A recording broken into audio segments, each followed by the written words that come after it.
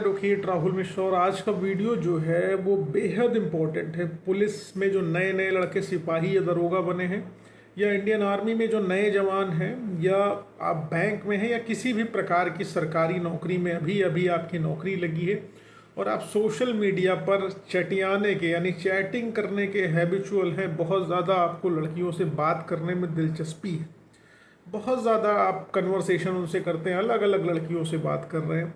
वो आपके लिए कितना ज़्यादा प्राण घातक हो जाएगा, इसी पर आज का है वीडियो। आपको ये वीडियो मैं बेसिकली अलर्ट करने के लिए आया हूँ, क्योंकि मेरे पास इस तरीके के अनेकों क्लाइंट हैं जो पुलिस में दरोगा हैं, सिपाही हैं, इंडियन आर्मी के जवान हैं। अभी रिसेंटली एक इंडियन आर्मी के जवान का केस मैंने किया है।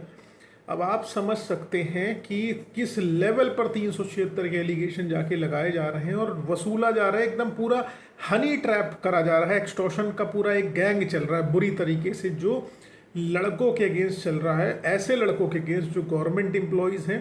क्योंकि लोग सोचते हैं कि एक बार सरकारी नौकरी अगर नहीं मिली है तो सरकारी नौकरी वाला फंसा लो और अपनी लाइफ सेट कर लो, या मोटा पैसा उनसे वसूल लो। क्योंकि पुलिस के जो सिपाही होंगे, या आर्मी के जो सिपाही होंगे, या दरोगा होगा, जो भी हैं, ये सब अब नौकरी खोने से बहुत डरते हैं। नौकरी मिली है मुश्किल से, तो नौकरी जाने में बहुत तक कष्ट होगा, इसलिए लोग नौकरी खोने से डरते हैं और कुछ नया नहीं कर पाते। इसलिए डरते हैं कि नौकरी चली जाएगी और आप लड़की की इलीगल डिमांड्स को सब कुछ फुलफिल करने लगते हैं। डिटेल में बात करते हैं क्या है मामला और कैसे आपको अपने आप को बचाना है। लेकिन उससे पहले मेरी आपसे रिक्वेस्ट है कि अगर आप लोग चैनल पर नए हैं या पहली बार आ रहे हैं, या अभी तक आप लोगों ने इसे सब्सक्राइब नहीं कर रखा है, तो प्लीज़ सब्सक्राइब करना का। साथ ही साथ अगर आप फेसबुक, इंस्टाग्राम, ट्विटर पर मुझसे नहीं जुड़े हैं तो जुड़िए। लिंक में मेरी सारी डिटेल्स आपको डिस्क्रिप्शन में मिल जाने वाले हैं। सारा लिंक डिस्क्रिप्शन में मिल जाने वाला, थोड़ा सा ऊपर नीचे हो गया मेरे से।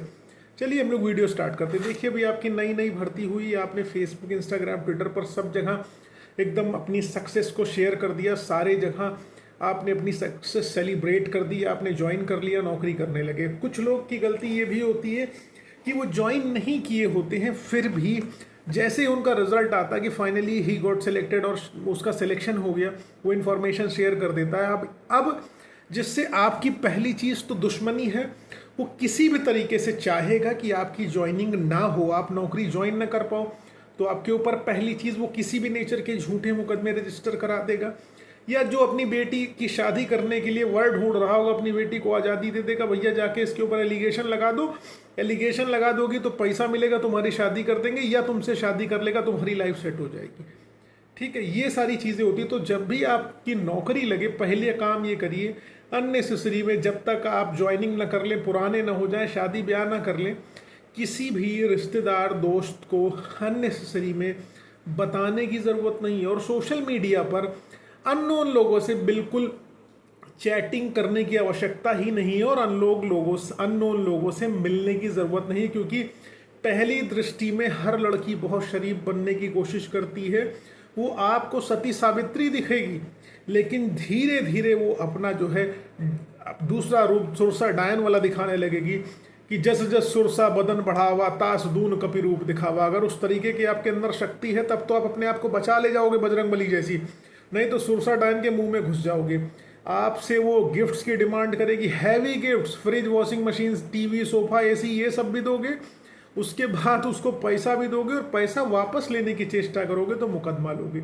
अब ऐसा ही एक माजरा एक इंडियन आर्मी के जवान हैं, वो नई नई भर्ती उनकी हो रखी है, अभी उन्होंने नौकरी ज्वाइन करी हुई है, और वो एक लड़की से एक फेसबुक, इंस्टाग्राम, ट्विटर और टिंडर के माध्यम से बातचीत अनेकों लड़कियों से करते थे। एक लड़की से इनकी बातचीत हुई टिंडर ऐप के माध्यम से, उसके बाद उस लड़की से इनका बातचीत होने लगा। इनिशियल स्टेज में इनकी सारी बातें ठीक रही, कुछ समय बाद इनको लगने लगा कि यार इस लड़की से बात करने में भलाई नहीं है। लेकिन उस लड़की ने अपने आप को इतना बेचारी प्रिटेंड किया कि मेरे फादर नहीं है, मेरे मदर नहीं है, मेरा ब्रदर नहीं है, मैं अनाथ हूँ, मेरी मदद करो, मैं तुम्हारे सारे पैसे वापस कर दूंगी। धीरे धीरे करके भाई साहब ने उसको भयंकर मदद कर डाली। तकरीबन 4 से 5 लाख रुपए की इन्होंने मदद उसको कर दी, और अपने कैंटीन कार्ड से न जाने कितना सामान निकाल के उसको इन्होंने दे दिया। अब आप समझ लीजिए कितना सामान उसको इन्होंने निकाल के दे दिया कि जिसका कोई अंदाजा नहीं, कोई रिकॉर्ड नहीं। और लड़की को अनेकों रुपए इन्होंने दे दिए, सब ऑनलाइन पैसे दिए। अब इन लोगों का हुआ कि चलो, लड़की ने कहा अब हम लोग मुलाकात करते हैं।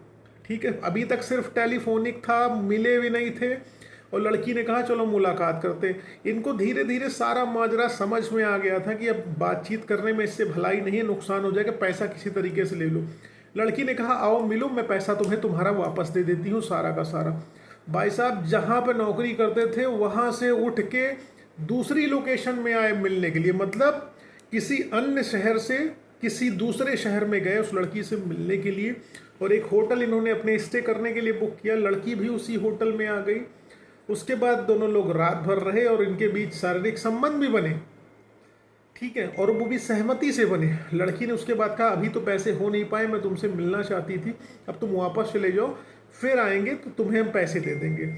अब थोड़ी सी इनके बीच तनातनी हो गई। लड़की ने उसके बाद इनके ऊपर रेप का मुकदमा लिखा दिया, और पूरा एकदम कायदे से लिखा दिया। कैसे लिखा दिया? लड़की ने कहा कि ये अपनी लोकेशन से चल के आए, इन्होंने मुझे वीडियो कॉल पे लगातार मुझसे बात करते थे, मेरी न्यूड्स मंगा रखी थी, मुझे इमोशनली ब्लैकमेल कर रखा था, मेरी न्यूड्स मंगा रखी थी, इन्होंने मुझे वादा किया था that I will marry you, मैं तुमसे शादी करूंगा, लेकिन ये शादी करने से मुकर रहे हैं। उसके बाद इन्होंने कहा कि चलो एक बार मिलते हैं। मिलने के बाद इन्होंने फिर मेरे साथ होटल में ज़बरदस्ती मारपीट करी, शारीरिक संबंध बनाए मेरी इच्छा के विरुद्ध, और उसके बाद जब मैंने कहा मुझसे शादी करो तो ये अब यहाँ से भाग गए और पलट गए कि हम नहीं करेंगे। लड़की ने क्या करा? आपको बुलाया अपनी लोकेशन पे, आप इसकी लोकेशन पे चले गए, आप अपनी जगह से आउट पास निकाल के नौकरी का आए। वहाँ यूनिट से निकलते हैं तो एक आउट पास बनता है, उस पर साइन होता है कि बाकायदा कोई बंदा बाहर निकल रहा है।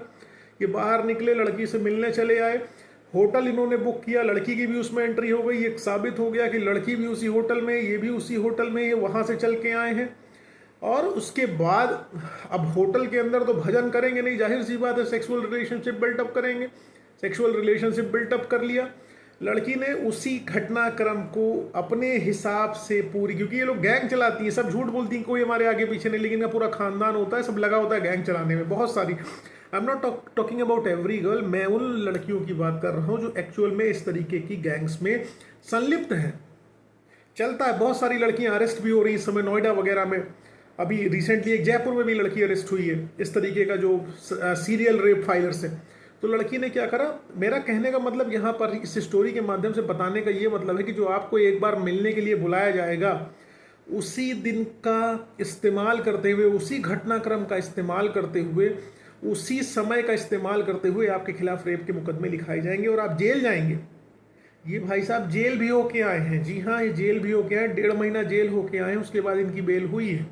अब ये 482 में चल रहे हैं, 528 BNSS में हाई कोर्ट में चल रहे हैं ताकि इनकी चार्जशीट को ऐशो। पुलिस ने, अब समझिए, इन्होंने, लड़की ने स्पेसिफिक डेट दिखा दी जिस दिन ये छुट्टी लेके आए थे, टाइम दिखा दिया कि इतने बजे इन्होंने शारीरिक संबंध बनाए, होटल का लोकेशन बता दिया, सब कुछ लड़की ने मजबूत कर दिया, और भाई साहब फंस गए, जेल चले गए। अब आप अंदाजा लगा सकते हैं कि अगर आप उसकी लोकेशन पर चल के आओगे, पुलिस का 2 मसला होता है। पहली चीज़, अगर आप अपना फ़ोन लेके नहीं गए, मान लीजिए आपने कहा किसी मैटर में कि आप हमारी लोकेशन निकाल दीजिए, लोकेशन निकाल के स्पष्ट हो जाएगा कि हमने कोई कंडक्ट ऐसा करा है कि नहीं करा। तो अगर आप मान लीजिए CDR निकालने की जिद कर देते तो पुलिस ये कहती है कि ऐसा है, तुम फ़ोन छोड़ के चले आए थे, उसके बाद तुमने जो है शारीरिक संबंध बनाए, और आपके खिलाफ चार्जशीट लगा दी जाती है। इनके खिलाफ भी चार्जशीट लग गई। शारीरिक संबंध इनकी मन मर्जी से थे, लड़की ने पैसा ले रखा था, पैसा वापस मांग रहे थे, तभी इनके ऊपर रेप के मुकदमे लग गए। उसने इनसे नहीं 10-12 लड़कों से मांगा होगा, ऐसा नहीं है कि एक लड़के को इन्होंने टारगेट किया होगा। वो सब जो ये लोग इस तरीके का काम करते हैं कि जिससे मिलना है उससे पैसा ले लेते हैं, और ये इनको सेक्सुअल भूख के चक्कर में, हवस के चक्कर में ये भाई साहब इनको पैसा देते रहे और उसी चक्कर में झेलते रहे।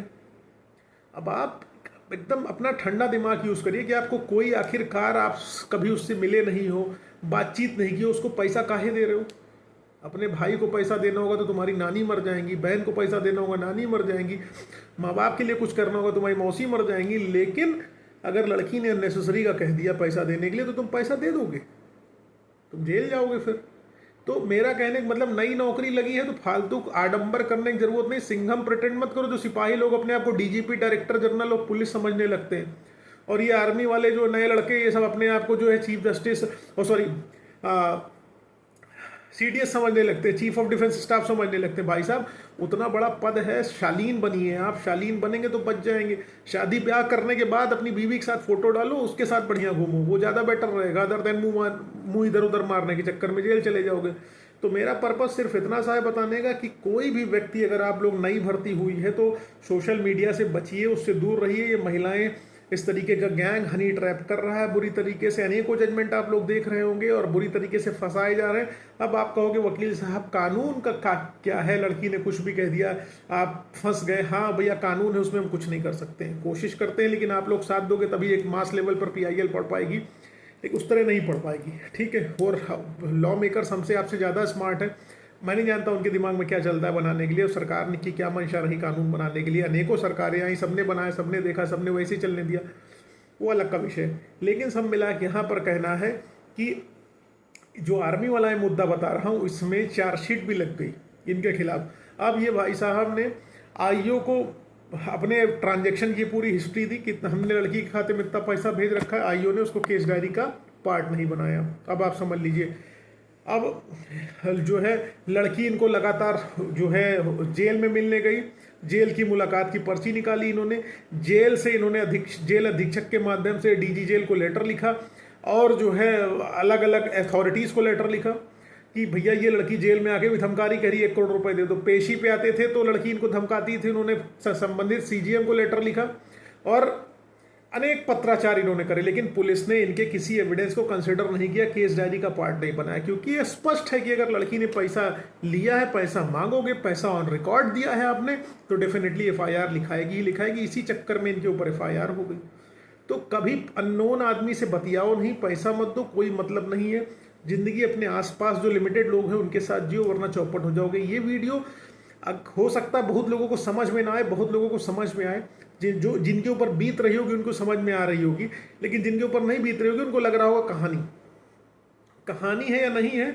जिनको हवा से टेंडर पे जाते हैं, फेसबुक पे जाते हैं, इंस्टा पे जाते हैं, हर लड़की को जवाब देते हैं। अगर आप जवाब दोगे तो आप झेलोगे, इट्स योर टेक, आपको क्या करना है क्या नहीं करना है। लेकिन बाद में अगर कोर्ट आओगे तो भैया वकालत हम लोगों ने करी, हैवी पैसा बिल्कुल चार्ज करेंगे आपसे, और आप जिसके पास भी जाओगे वो हैवी पैसा चार्ज करेगा, समाज आपको धुतकारेगा, आपको बलात्कारी कह दिया जाएगा, पेपर में न्यूज़ पब्लिश हो जाएगी, जजमेंट आने से पहले मीडिया आपके खिलाफ जजमेंट प्रोनाउंस कर देती है। उम्मीद है इस जानकारी से कुछ ना कुछ हेल्प मिलेगी, दिमाग खुलेगा, बुद्धि खुलेगी, अंधेरा छटेगा, सूरज निकलेगा, कमल खिलेगा सबकी ज़िंदगी में, सही से आप लोग रहेंगे।